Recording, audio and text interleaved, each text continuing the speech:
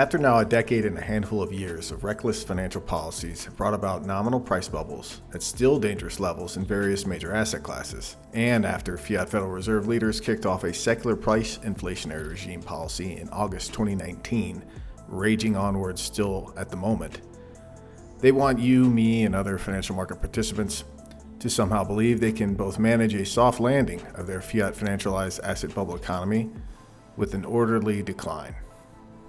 We begin this week with a linear chart of the U.S. stock market's S&P 500 index over the past 100 years. Fiat financialization kicked off in the 1980s, but it wasn't until after the 2008 global financial crisis got papered over, and in recent years, that we got to see illusory nominal paper wealth numbers in the U.S. stock market blow through the roof. In this video, we'll look at a few wealth-changing rotations historical stock investors have made into bullion looking backwards and as well project a bit forwards. Of course, I don't know the future, but I can still try to align my wealth with what I believe is the probable outcome for better long-term returns to come. Yet many out there are still deluded by the U.S. stock market bubble, and they are going to likely have years of sobering up to do one by one. Lost decades in real value terms are common in the U.S. stock market's history, and my bullion bet is this decade will be better for precious metals than bear market stocks. The S&P 500 is likely to close this week around 3,700. And to retain any semblance of credibility, even regular stock bull cheerleaders on CNBC are now having to make fundamentally driven bear cases. Josh Brown did so twice this week, in elegant fashion. Have a look and listen. What now? Where do stocks go from here, do you think? I wouldn't be surprised if we have a similar outcome as what we had during the last Fed meeting. If you recall how that went down, CNBC's Steve Leisman asked the fateful question, were you considering 75 basis points after a 50 basis point rate hike? And the chairman demurred, and the stock market took off to the upside. Today looks like a similar setup, not as big of a rally, but certainly being led by some of the trashiest, highest multiple, scariest former growth stocks imaginable. Those were the leaders today, never a great sign. And tomorrow, there could be a really big rethink. And I can't imagine that the bear market we've been in now, which is the 9th longest in the last 80 years in the entirety of the post-World War II history of the stock market, this is now the 9th longest bear market. It's hard for me to imagine it ends with a Fed rate hike of 75 basis points. So I don't think we've seen the lowest prices that we will see. And I don't think much really changed today, given how rapidly the bond market had already gotten here before the FOMC had its chance to put out a statement. So what changes the game then? Nothing. You probably need a recession. I don't think you can wring the amount of stimulus that's been put into this economy over the last couple of years out with just like a soft landing where everybody gets a happy ending. We had about 1,500 companies come public over the last 2.5 years, and a lot of them were not built for a world where there's a cost of capital, and it's a positive cost of capital. They're not built for that. Our present housing market is not built for what's gone on in the mortgage market. In just the last week, things have gotten so extreme that purchase applications have crashed by 40%. Compass and Redfin, two of the largest brokerages or brokerage platforms, announced proportionally pretty big layoffs. There's a whole leg down in housing that could occur that would have significant ramifications for the economy. And that's notwithstanding the damage that we've already seen in equity market capitalization.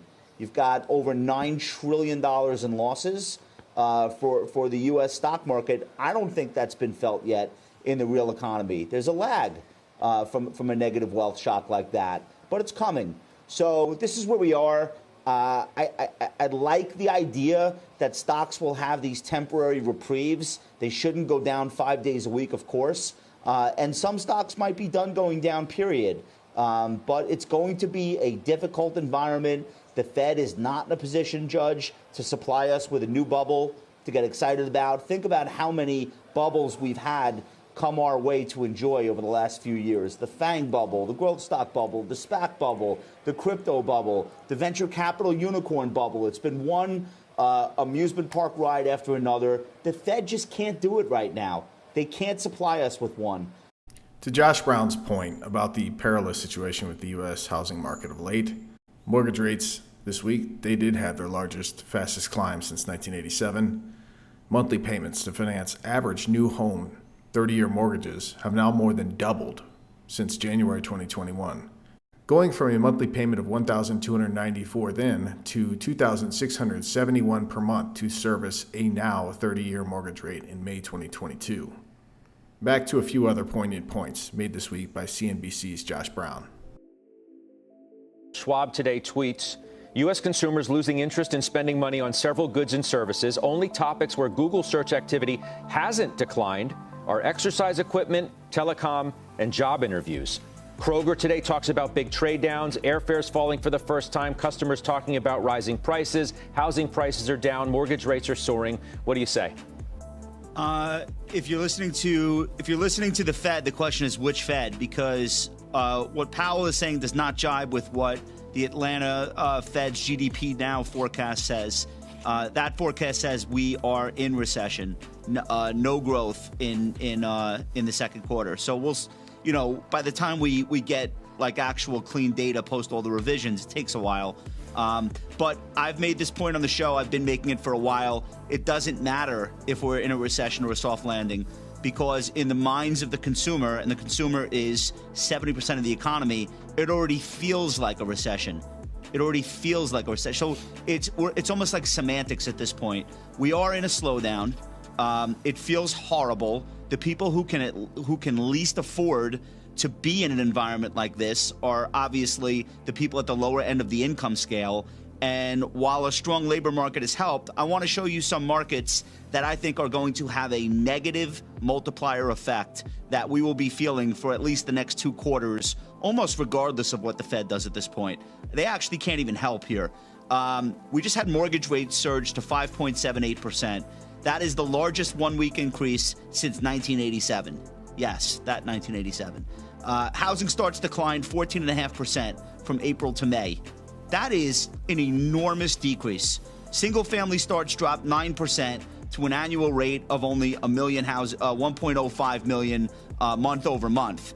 And why that's not great is really the only engine of the economy that we can rely on is the positive multiplier effect from new household formation. The demographics are on our side, but that's not working out if we're not going to build enough affordable homes, and we're not. And so now building permits fall another 7%. That's month over month. That's not versus last year. These are startling, almost overnight declines, echoed in the layoffs that we've heard about from Compass and Redfin, and there will be more. And so you see the home building stocks. You see DHI, you see Lennar, NVR, you see Pulte. Mm-hmm. They're all down somewhere between 5 and 8% today. But they're tiny stocks. Those stocks don't matter at all to the calculation of the S&P 500. However, the product that they sell is enormously important. And when you lose that aspect of consumer confidence and spending, when the home that they're in doesn't sell, and when applications to buy new homes declines, a lot of ancillary spending in our economy goes away with that. So you're probably going to have a bust, quite frankly, in durables. If you bought a new washing machine in 2021, you're not buying one in 2022, obviously. So I think that is really important because we talk about this transition of the economy. Mm-hmm. We're going to go from items to services. Okay, that sounds great. The thing is, services are very small in the S&P 500 earnings. Durable goods and actual items that we buy are very large. It's just a relic of the way these indices were originally constructed. So if you understand that the few remaining areas where there's consumer enthusiasm, like travel, are really tiny for the earnings picture, then it's hard to say that having earnings up 8 or 9% this year is realistic. And what that ends up meaning is people coming out, cutting estimates, and you will see them start to say in 2 months, in 3 months, what I am saying now, which is that negative multiplier effects from high gasoline, from overconsumption over the last 2 years that doesn't need to be repeated, right, and from falling home values and home equity and stock market portfolios make it so that the idea of a soft landing really becomes laughable. And the longer this goes on for, the more laughable it is. So I'm holding out hope that it doesn't have to be 2008 or anything like that, but we've not seen the worst yet. The Fiat Federal Reserve increased their Fed funds rate by 75 basis points, or 0.75 of a percentage point, this past week, moving their Fiat Federal funds interest rate to a range of 1.5 to 1.75%. This supposed aggressive action was taken while understated official price inflation rages onward at 8.6% year on year, while real price inflation, for people like you and I who actually go and spend our own currency at the supermarket and around Main Street, we all know it's likely conservative in the middle teens or higher in the USA at the moment. I guess the critical thinking world is supposed to apparently look upon this week's Fiat Fed rate hike as if it's supposedly fighting price inflation. Even past financial bubble creators chimed in, with the former Fiat Federal Reserve Chairman Ben Bernanke stating the following: "Inflation will not become self-perpetuating, with price increases leading to wage increases leading to price increases, if people are confident that the Fed will take the necessary measures to bring inflation down over time." Well, longtime tech analyst and gold bull Fred Hickey stated the obvious, and I would suggest we're going to be lucky to only see 1970s-style price inflation with what the Fiat Federal Reserve has done to the now massive fiat dollar M2 currency supply explosion. We've never done currency expansion like this in our nation's modern history. You would literally have to go back to the U.S. Civil War's fiat greenback era to find anything this highly fiat currency expansionary. Thus far in 2022, the U.S. stock market has had these terrible years as its company. And we're not even halfway through the year yet. Large institutional investors, 60% stock and 40% bond portfolios, continue to get crushed. In the face of all this, gold bullion has yet to bull mania up a wall, like many have been impatiently calling for, but it has at the very least stayed flat and slightly positive in the face of terrible financial market fundamentals. Oh, and this week, Jerome Powell almost explicitly admitted we too as a nation are fiat CBDC bound. Looking forward, rapid changes are taking place in the global monetary system that may affect the international role of the dollar in the future. Most major economies already have or are in the process of developing instant 24/7 payments. Our own FedNow service will be coming online in 2023. And in light of the tremendous growth in crypto assets and stablecoins, we are examining whether a U.S. central bank digital currency would improve upon what is an already safe and efficient domestic payment system. Hello there, on behalf of SDBullion.com, this is James Anderson with a quick SD Bullion market update. Before we go further, please smash the like button so other sound money stackers can also see this content. And be sure to subscribe to our SD Bullion channel so you can get our latest market coverages and also a chance at winning incredible bullion giveaways like this one. Get ready for SD Bullion's Monster Box sweepstakes that includes 500 Silver Eagles. You could be the next lucky recipient of a phone call like this. This is Dr. Tyler Wall, CEO of SD Bullion. Well, I'm calling you to let you know that you won the SD Bullion giveaway of a Monster Box of Silver Eagles. So click the link below for your chance to win. Click the link below to enter our new 500-ounce American Silver Eagle coin Type 2 giveaway contest. And good luck to all of you who take part. The gold market's run to $1,900 an ounce got thwarted. First thing to start this week, getting capped at $1,880 an ounce, as the spot gold price appears to be closing this week just shy of $1,850 an ounce ask price. The silver spot price consolidated sideways, with failed attempts to clear 22 an ounce toward the close of this week. Gold-silver ratio sits around 85 at the moment. I want to close this week with what I promised to show you, having not completely finished my point about what a potential beatdown the U.S. stock market has coming to it in real bullion value terms. This is a long-term chart reflecting the then price of gold divided by the then S&P 500 U.S. stock market index since the post-World War II era, back when the United States had all its infrastructure still intact, with over 20,000 metric tons of gold bullion and the wind at our backs, fundamentally speaking. The Nifty 50 stock market bull of the 1960s eventually gave way to a supercycle in commodities in the stagflationary 1970s, where the price of gold 24-folded from bottom to top. Basically, had one traded out of U.S. stocks into gold at the time, they enjoyed two bull runs for bullion throughout the 1970s. While the first 2000s bull run is behind us and over, my contention on this chart is the second run is now setting up for this decade into perhaps even the next. If we simply get back to levels reached in 2011, gold divided by the US stock market, we would have gold bullion outperforming the S&P 500 by a factor of 3 from here. But that's base case conservatism for me.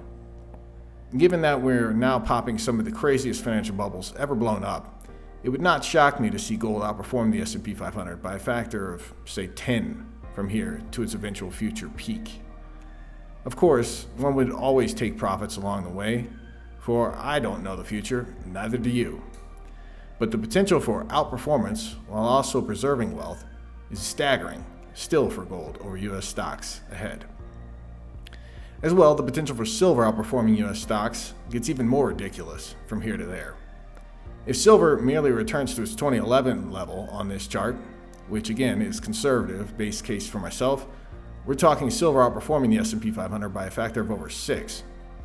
Whereas if silver gets eventually manic on the upside and overshoots after decades of systematic value price suppression, the possibility of silver outperforming US stocks by a factor of, say, 20-fold this decade into the next is most certainly within historical reason. Again, I don't know the future.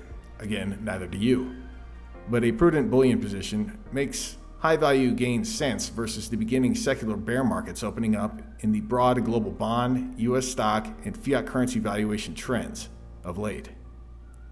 For me, gold bullion, and especially silver bullion, are asymmetric bets against fiat financial bubbles coming undone this decade into the next. That's all for this week's SD Bullion Market Update. As always, to you out there, take great care of yourselves and those you love. If you enjoyed this content, be sure to give our video a thumbs up. To keep getting bullion-related news and industry insights, be sure to subscribe to our channel. And finally, hit that alert button so you know when we publish fresh content.